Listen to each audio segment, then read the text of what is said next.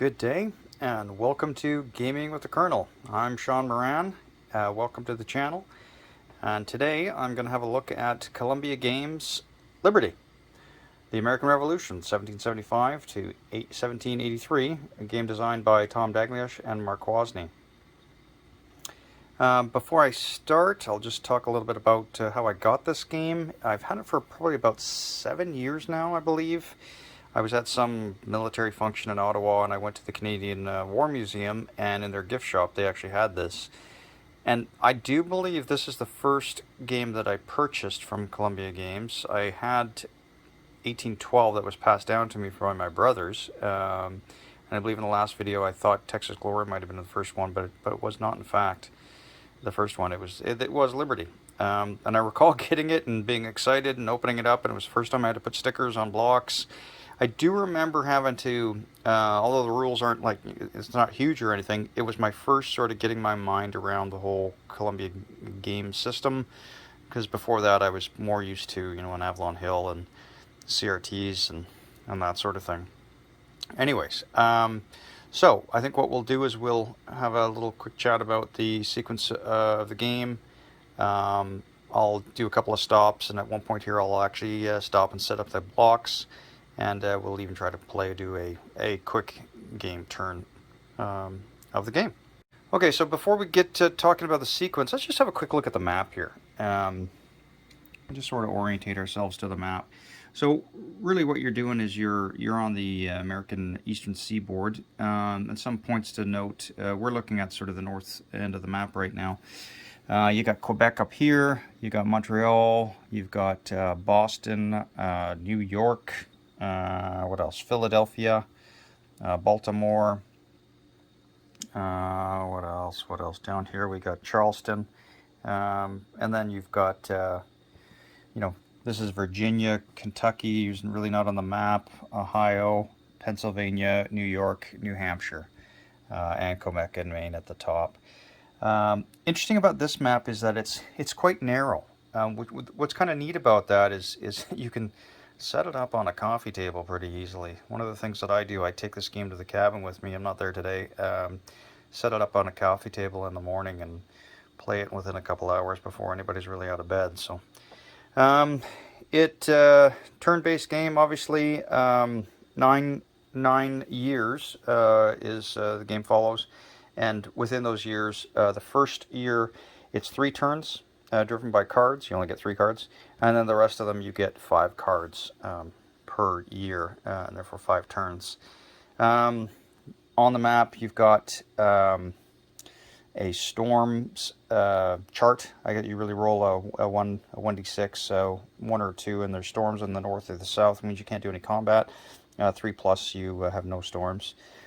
The victory of the game is basically based on getting victory points, which are determined by having control or occupying these victory towns. And you'll see there's a bunch of towns on the map that actually have numbers on them, both in red and blue, the blue ones being American and the red ones being British. And what the British have to do, because this is a rebellion, they have to gain 30 victory points in order to win the game, and the Americans just have to stop them from doing that.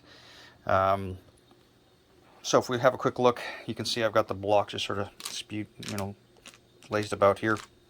The British blocks are red with a sort of a tan sticker, and red insets represent British regulars. Dark blue is like a German Jaegers or Hessians, I think is what it's called, if I remember correctly. And they are, I'm lost for words. They are mercenaries hired by the British. And then there's, of course, British loyalists who are represented by green insets. And there's also 3 Indian counters who are in support of the British during the Revolution. The British also have naval counters represented by a ship. And I should just quickly say, like it's typical with Columbia Games, it's the combat factor up top, C4, strength of the of the block 3, 2, and 1, and then movement down here. It can move 1. He has a movement factor of 1, or can move 1 hex, however you want to look at that. So over here we've got the Americans. The same idea. They've got they're in blue. Their militia have tanned insets. Their continental regulars are blue. I did forget to mention about the leader counters. Both sides have leader counters. No, unlike Texas Glory, you don't need leaders to move or anything like that. All the blocks can move. But what leaders do have a benefit for you for supply. And when you're in a supply town, they add supply to blocks that are in their town. Because we will get to a point where we'll talk about the winter turn, which is at the end of the year. Last thing about the blocks here is we've got some French blocks. You can see them there. They don't start the game. It's just a whole. What if the French came in on the sides of the Americans? You roll for it, starting in 1776, and if they do come in, then those French blocks come in on the side of the Americans, and they just go directly into the force pool. Okay, let's talk a little bit about the game sequence and how that all goes. So there is. It starts off basically with a card phase, where you and your opponent lay down your card. Highest card goes first. Ties go to the British.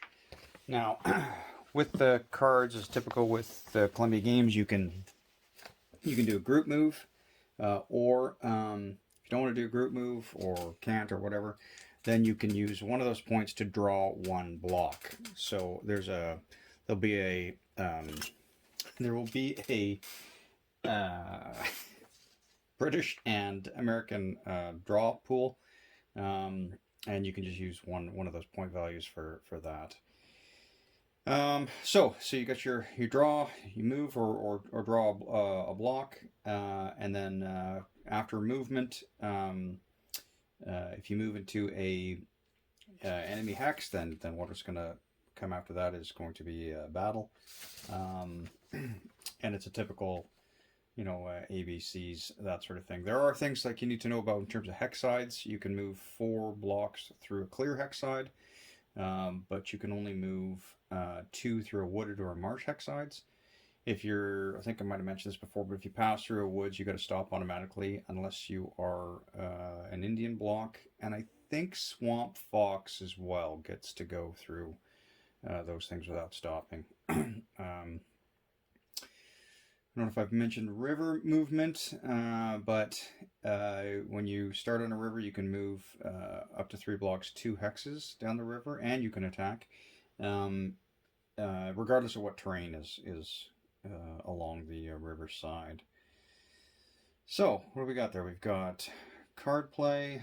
Oh, something to mention about what is interesting about this game is you have to watch when you are going to do an attack and move your blocks around, that you're able to retreat back into the hex you came, assuming, in case you lose. Because the reason why I say that is that if let's say the British attack into, what is that, Hartford,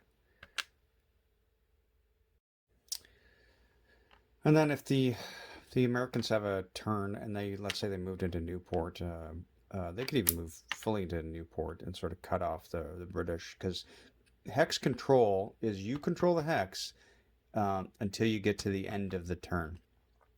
So at the end of the turn, if somebody else had control of this hex, or because this is an American town anyways, it's going to remain in American control. But keep in mind, hex control does not change sides until the end of the turn. So any regroup, movement, or retreat from a battle like this would have these British completely cut off. So that's something to kind of note there. What else? So we talked about movement, battle. So the last card of a year, once you've played it, then you've got wintering. So you can winter in supply towns. Those are numbered towns.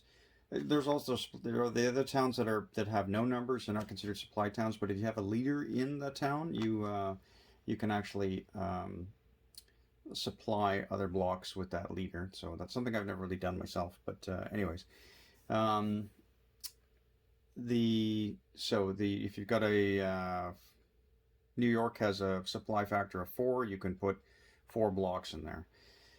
If you've got a leader in there as well, depending on the strength of the leader, it needs 1 from New York to supply itself, and then the other 3 from New York could be used, and plus whatever the strength of the leader is could supply additional blocks. So we've talked about winter, talked about leaders. Oh, prisoner exchange. I don't think I've mentioned this. So prisoner exchange. When you None of the blocks actually get killed. When you lose a battle, they are considered prisoners. So it's a separate pile from your draw pile. And what happens is, in the original rules, it's each player decides, when they want to do a prisoner exchange, and you negotiate. So you might say, hey, I'll give you 4 militia, Americans for Cornwallis or something like that, But in one of the optional rules that I got off of Board Game Geek, which I thought was really cool, it talked about playing a card of value 2 or 3 to force a prisoner exchange, which I've been doing. I think it's a pretty decent rule. So yeah, that's prisoner exchanges, because otherwise it can get kind of lopsided if you lose a bunch of people. You've got nothing, and you're just, you can't do anything with having too few forces. Yeah, so unlike other games, there's no sieges in this game. I've mentioned before, you all retreat after round 3, and you can even retreat in the first round, which is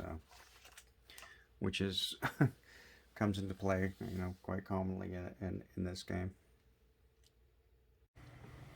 Okay, so I've set up the game sort of at start. Let's see if I can get a better shot of the whole board. So I've put my British draw pile on the left and the Americans on the right. The setup is on the back of the rules. It tells you exactly where to put your blocks, and it also depicts what strength they're at, because they don't start at full strength in some cases. You have to increase their strength over the course of the game. Essentially how this sort of starts, though, is you'll see you've got the British pretty strong in Boston, and the American forces sort of somewhat surrounding them, I guess, smattered around. I almost thought of this as not a counterinsurgency, really, because it's an open rebellion, right? But there's no front line, if you know what I mean. And maybe that was one of the things when I first started playing this. I was like, well, where's the front line and supply and all that sort of stuff? But it's not like that. Okay, so, and what I do, and what I said in terms of last time, is I've got my 2 stacks. I had a quick look at it and make sure there was no nonsense of 3 supply cards or something like that.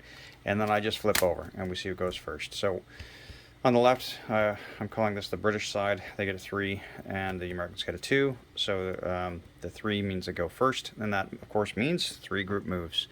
So essentially, what could we do here? Do we want to do any 3 group moves? Or if you're not going to do group moves, the other option is you can draw 3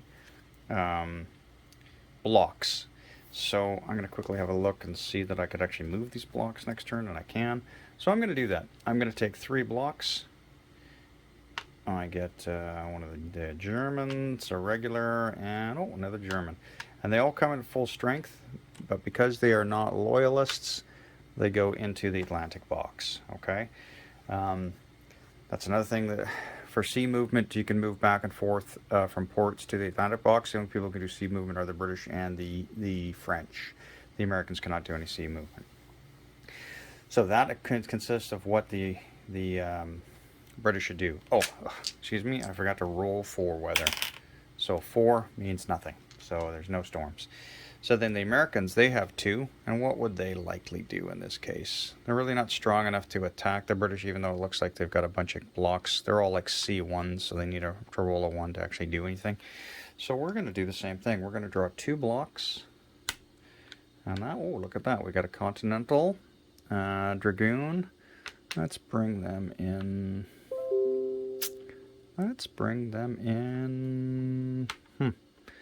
New York. And that's the other thing. So the Americans, they can, when they draw blocks, they can set up in any American town or any supply town that they occupy. Meaning, if there was a red one that they supplied, that they occupied, they could actually bring in a guy.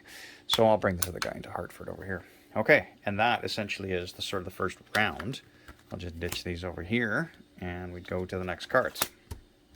Okay, in this case, the Americans go first. I still don't think they're strong enough to do an attack, so I'm going to draw 3 blocks. And what have I got here? I got Morgan Rifles. Let's put him in Philadelphia. And the reason being is that Philadelphia's worth 4. So if the British took Philadelphia, and they could do that using a sea attack, that's another type of movement that they can do, is a sea attack where they go from the Atlantic box. They would get those 4 points. What else do I have here? I've got militia and a Continental. Let's put them both in. Let's put the Continental in New Brunswick, and let's put the militia in Baltimore. Okay, now the British have 2. Now I look at my next card, and it's a supply card. And if I don't do anything with these guys that are in the Atlantic box, they would have to disband at the end of the year, because if they because any British blocks or French blocks that end up in the Atlantic box, they have to disband. It's as simple as that. So what am I going to do? I don't have any ships. They can only, so if I had a ship here, I could do a sea attack, and I could attack right into an enemy port. But in doing so, you can only do that attack, and there can be no joint attacks with that. Okay, but seeing as how I don't have any ships there in the Atlantic box, I've got to do basically a group move from the Atlantic box to some friendly port. Only costs 1 move. So, and the Americans have already gone, so they can't do anything else. So I think I'm going to attack. I'll do 1 group move. Where am I going to go here? We might as well just take Newport. We'll go, it'll be overkill, but we'll go 3 like that. I'm pretty confident I'm going to win that, so I will then do a group move of, let's say, these Germans into Boston. We'll do that. And so this is still the second group move. This guy will go into, where's he going to go? You know what, we'll go to Norfolk, like that. So that's still just 2 moves, and I could actually do a 3rd move. So why don't I do Ferguson into Savannah? There we go. I've taken that I've taken a victory town or whatever. Okay, so that's all the movement. Now we've got to go to combat. So we'll pause, and I'll put everybody on the little battle map thing that I got. Okay, this is going to be quick and dirty. These are all seeds, so the defender, the Americans, get to go fire first, and he also has the option to retreat first, and that's what I'm going to do. I'm going to retreat this guy out of there, because there's no reason for him to just be cannon fodder. I'll just give up Newport. So this militia will retreat out of Newport, and he'll go into Hartford, because it's got a factor of 3 anyway, so we can support 3 blocks. And these Brits are now going to stay in Newport, which only has a 1, but because they've got the leader, which allows them to stay with extra blocks there because of supply, they'll be good to go. So that really ends. Anything else? If I missed any battles? Nope, that's it. That runs that round. Okay, so the 3rd and final round for the year 1775. The Brits draw a supply card. The Americans draw a 1 card. So 3 steps can be added to 3 separate blocks, and I'm going to beef up the guys on the seaboard here. So we'll go Howe will get 1, Grant will get 1, and Gray will get 1. That'll work out fine. And now the Americans have 1 group move or 1 draw. We are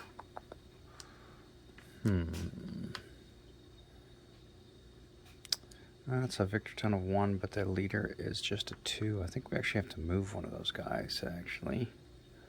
3, 4, 2. We're okay here. You know what? We're going to move one of these guys out of here. Move them into Norwich is what we're going to do. Okay. And that's it for that round. And we come to the end of the year and we do wintering. So what we have to do now is count up the number of supply towns that the British have. So we've got 3, 4, 5, 6, 7, 8,